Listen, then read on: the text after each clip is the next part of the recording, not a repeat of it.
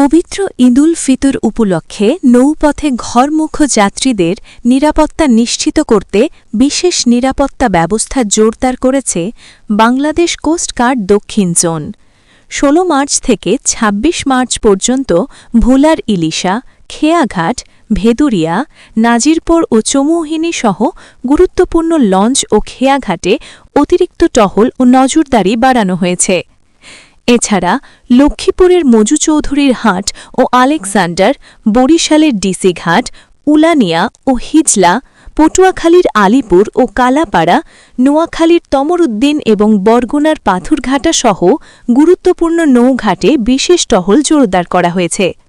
Coast guard সদস্যরা যাত্রীদের নিরাপত্তায় নিয়মিত টহল, সন্দেহজনক ব্যক্তির ব্যাগ ও নৌযান তল্লাশি, মাইকিং এবং সচেতনতামূলক কার্যক্রম পরিচালনা করছেন। কর্তৃপক্ষ জানিয়েছে, ঈদযাত্রা নিরাপদ রাখতে দিনরাত ২৪ ঘণ্টা এ কার্যক্রম অব্যাহত থাকবে।